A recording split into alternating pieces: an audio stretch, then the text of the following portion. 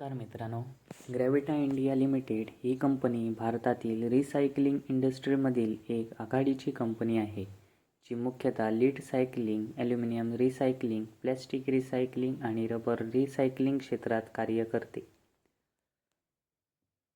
हे क्षेत्र भविष्यासाठी अत्यंत महत्त्वाचं असून पर्यावरण बचाव आणि सस्टेनेबल इंडस्ट्रीसाठी मोलाचं योगदान देत आहे.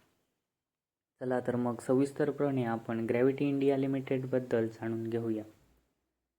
ग्रॅव्हिटी इंडिया लिमिटेडची स्थापना 1992 साली झाली होती.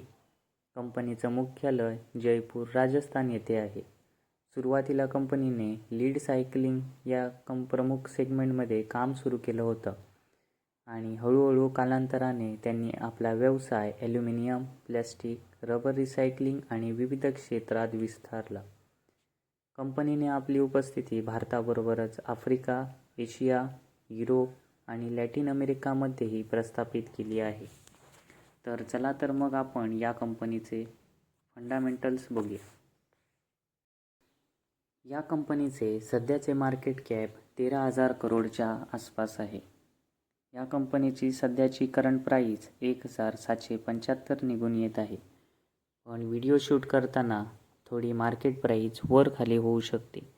म्हणजेच मार्केटमध्ये दुसऱ्या दिवशी प्राईस वरती खालती फ्लक्च्युएट होते, त्यामुळे मेन हीच प्राईस मिळेल याची गॅरंटी कमी आहे. स्टॉकचा पी 38.7 आहे. रिटर्न ऑन कॅपिटल एम्प्लॉय या कंपनीचा 21.6% आहे. हा खूप चांगला आहे. तसेच रिटर्न ऑन इक्विटीसुद्धा या कंपनीची 21.5% आहे. ही सुद्धा चांगली आहे.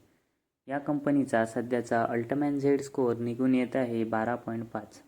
हा पण खूप चांगला मानला जातो. या कंपनीकडे कर्ज 286 करोड रुपये आहे. तसेच चांगली गोष्ट अशी आहे की या कंपनीकडे 2,000 करोडच्या वर रिझर्व देखील आहे. ही कंपनी प्रति शेअर 46.5 रुपये कमवत आहे. या कंपनीकडे करंट असेटसुद्धा 1,959 करोड रुपये आहे. तसेच या कंपनीकडे प्रमोटर्सकडे 55.88% हिस्सेदारी होती. FIIकडे मार्च 2024मध्ये 11.8% हिस्सेदारी होती, तर मार्च 2025मध्ये 14.3% हिस्सेदारी होती, तर जून 2025 येईपर्यंत 15.9% हिस्सेदारी आहे. आणि FII आपला स्टेक वाढवत आहे. DII पण मार्च 2024मध्ये 0.43% हिस्सेदारी होती, मार्च 25 येईपर्यंत 5.44% हिस्सेदारी होती आणि जून 25 येईपर्यंत 4.41% हिस्सेदारी आहे. तसेच या कंपनीत पब्लिककडे 20.56% हिस्सेदारी मार्च 2024मध्ये होती आणि जून 2025 येईपर्यंत 23.27% हिस्सेदारी पब्लिककडे आहे आणि अदर्समध्ये 1.33% हिस्सेदारी होल्ड ठेवलेली आहे. मित्रांनो, आज आपण दुसरी कंपनी बघूया, GMDC. GMDCची स्थापना 15 मे 1963 रोजी झाली होती.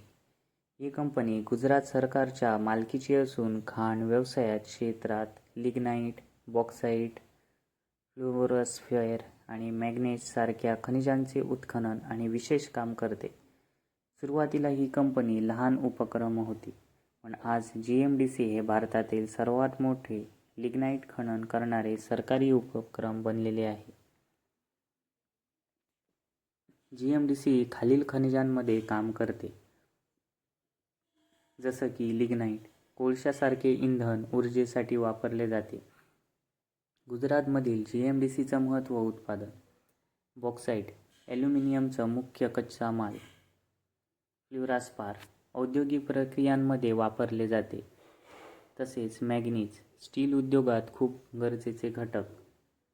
तसेच सिलिका सँड आणि बेलिग्लीन म्हणजे सिरेमिक व ग्लास इंडस्ट्रीत वापरतात. GMDCचे खाणकाम प्रकल्प मुख्यतः गुजरातमध्ये आहे.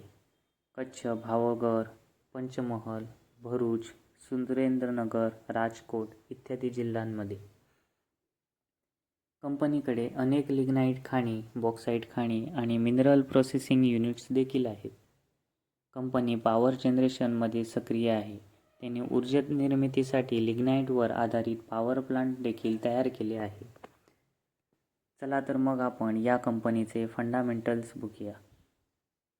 जर तुम्हाला स्वतःचा ॲनालिसिस जर करायचा असेल तर तुम्ही screener.com या वेबसाईटवर जाऊन तुमचे जे आवडते रेशिओ आहेत ते ॲड करून तुम्ही पूर्ण स्टॉकची इन्फॉर्मेशन तुम्ही स्वतः घेऊ शकता, स्वतः रिसर्च करू शकता, स्वतः ठरवू शकता की हा स्टॉक घ्यायचा की नाही. तसेच NSEच्या वेबसाईटवर जाऊन पण तुम्हाला इन्फॉर्मेशन पूर्णतः मिळू शकते. या कंपनीचे सध्याचे मार्केट कॅप 13,148 करोड रुपये आहे. 48 करोड आहे. करंट प्राईस या कंपनीची 413 आहे. पण व्हिडिओ शूट करताना मार्केटची प्राईस तुम्हाला खाली दुसऱ्या दिवशी झालेली दिसू शकते. स्टॉकचा PE 19.7 आहे. या कंपनीची रिटर्न ऑन कॅपिटल एम्प्लॉय 14.2% आहे.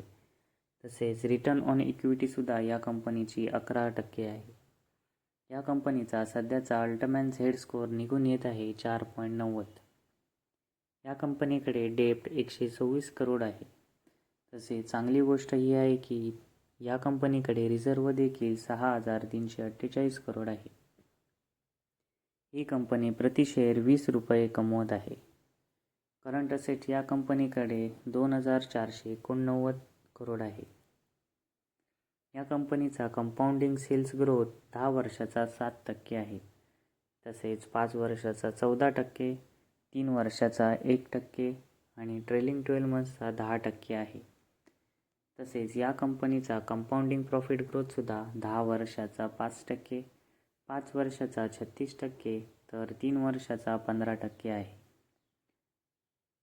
आणि ट्रेलिंग 12 मंथ्सचा 18%.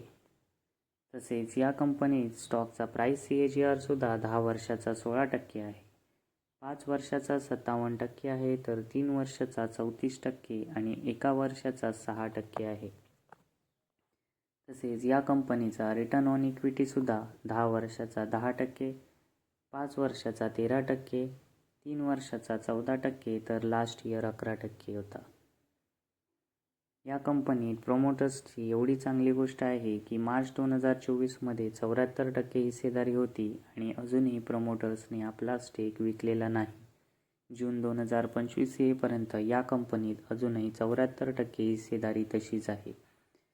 या कंपनीत मार्च 2024मध्ये FIIकडे 1.82% हिस्सेदारी होती तर मार्च 2025मध्ये 2.15% तर जून 2025 येईपर्यंत 2.25% हिस्सेदारी होल्ड करत आहे.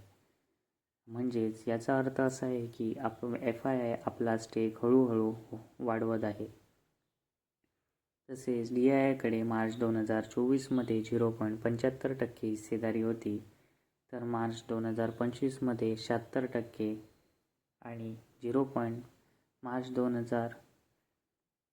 जून 2025मध्ये 0.79% हिस्सेदारी होल्ड करत आहे.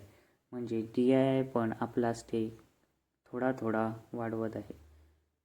या कंपनीत गव्हर्नमेंटने अजून हिस्सेदारी घेतली नाही आहे, पण पब्लिकने आपला स्टेक थोडा कमी केलेला आहे.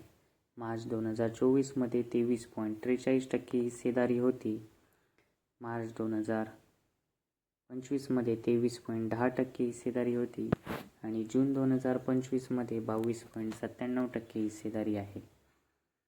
म्हणजेच पब्लिककडे अजून 22.97% स्टेक तसाच आहे. याचा अर्थ असा आहे की गेल्या काही 2 वर्षात पब्लिकने थोडा स्टेक आपला विकलेला आहे आणि तो स्टेक FII DIIने घेतलेला आहे.